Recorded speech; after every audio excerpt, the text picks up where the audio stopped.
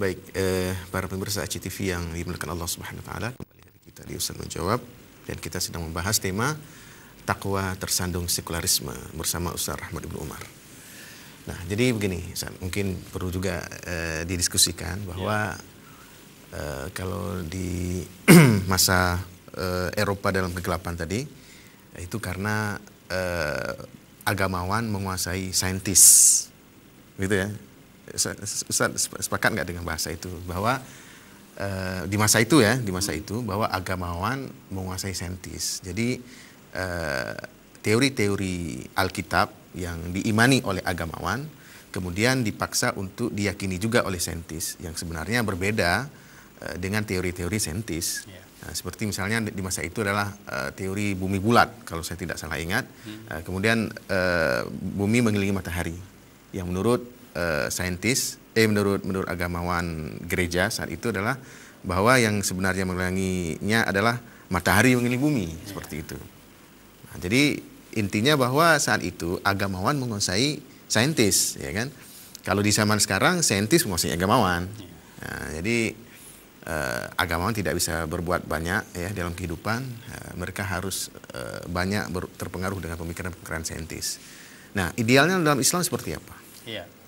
Jadi yang idealnya itu kan sebenarnya harus ada pemahaman bahwa ada perkara yang terkait perbuatan, ada keyakinan, kemudian ada ilmu pengetahuan, kan begitu Ustaz ya. Jadi dalam Islam itu kan soal keyakinan, melihat kehidupan ini, melihat dunia ini harus dibangun di atas asas la ilaha illallah Muhammadur Rasulullah.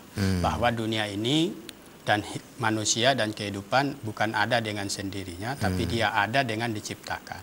Nah, penciptanya itu adalah Allah Subhanahu wa taala. Kemudian Muhammadur Rasulullah dalam artian adalah manusia itu punya persoalan. Manusia itu punya masalah yang harus dipecahkan dalam kehidupannya. Dan kita tahu juga sejarah diutusnya beliau ketika Arab dalam keadaan jahiliyah juga, kan begitu Ustaz ya. Nah, jadi Muhammad Rasulullah ini adalah diutus Nabi dengan seperangkat risalah. Nah, risalah ini untuk menjawab masalah manusia ketika tadi membutuhkan siapa zat yang menciptakannya, kan begitu. Nah, Allah itu kan, Allah Subhanahu wa taala ini kan nama yang dihadirkan atau nama yang disebutkan dalam Al-Qur'an sebagai pencipta langit, pencipta bumi dan juga segalanya, kan begitu Ustaz. Kemudian Nabi Muhammad SAW tidak hanya menjelaskan itu siapa pencipta langit dan bumi, tapi beliau juga menjelaskan bagaimana manusia menyelesaikan persoalan-persoalan kehidupannya.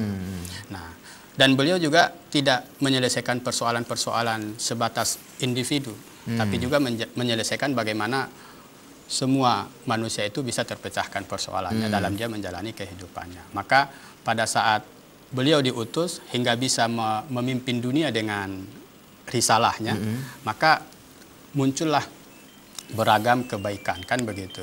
Nah, bahkan bermunculan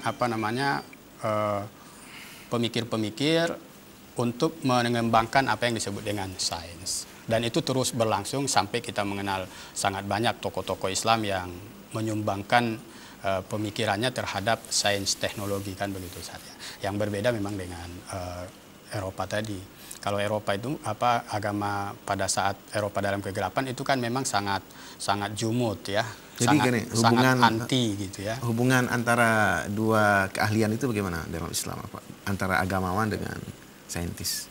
Iya, jadi sebenarnya kalau kita perhatikan dulu itu ulama itu juga saintis gitu ya.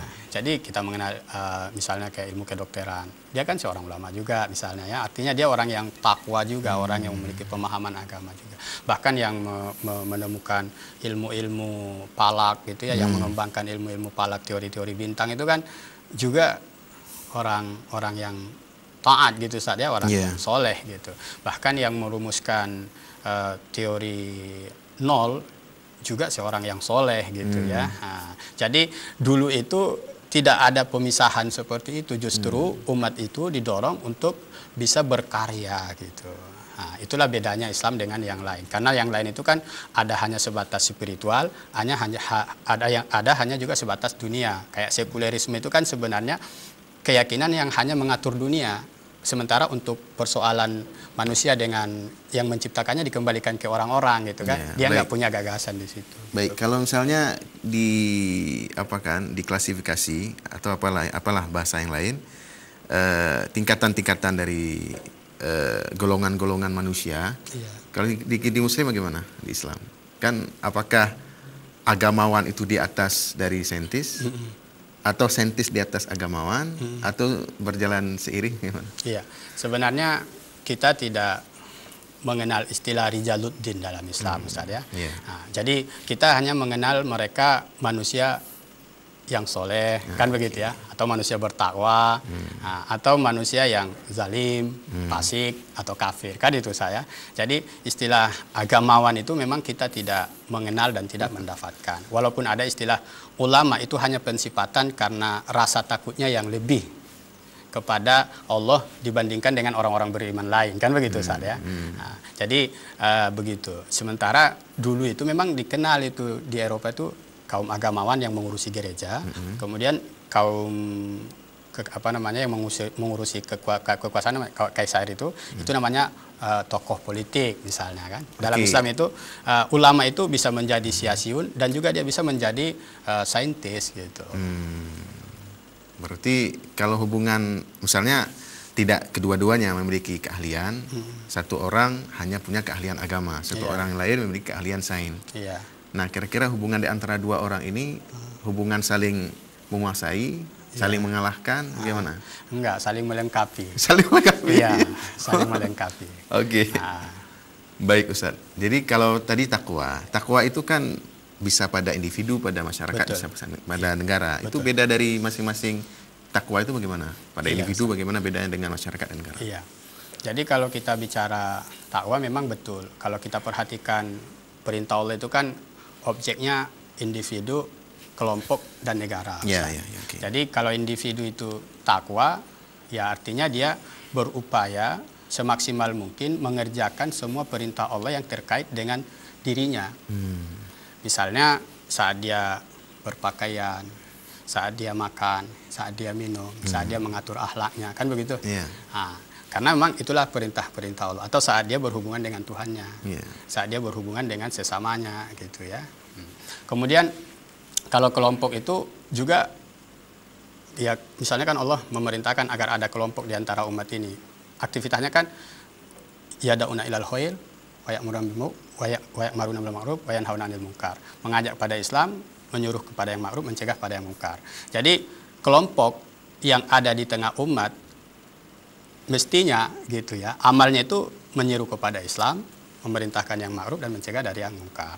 Sementara negara bentuk takwanya itu adalah ketika dia tatbik ahkam syar'i. Jadi ketika dia menerapkan hukum-hukum syara di dalam menyelesaikan persoalan-persoalan rakyatnya. Jadi kalau kita bicara tadi temanya takwa tersandung sekulerisme, maka tiga objek yang menjadi seruan Allah dalam syariatnya itu sebenarnya nggak bisa sempurna melakukan. Misalnya kayak kita mungkin bisa melakukan ketaatan dalam menjalankan perintah Allah yang terkait hubungan kita dengan Allah. Misalnya dalam sholat, dalam puasa.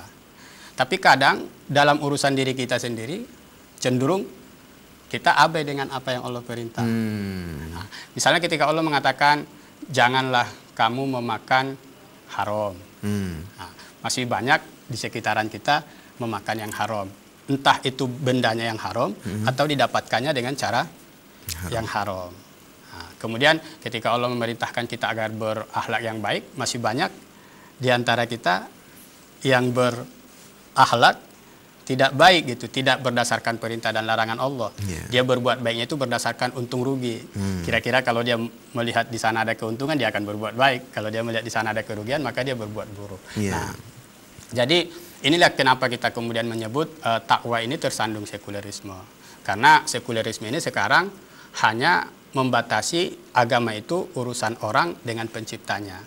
Kemudian membatasinya untuk tidak masuk ke dalam kehidupan. Ya misalnya kayak tadi mau memenuhi perutnya, berpakaiannya, itu kan sekulerisme dikembalikannya kepada orang-orang gitu kan. Maka kita menyaksikan ada orang yang berpuasa, berpakaian misalnya dengan suka hatinya gitu kan, berakhlak dengan suka hatinya gitu. Sementara kita berpuasa itu tidak lain agar lahir ketakwaan gitu.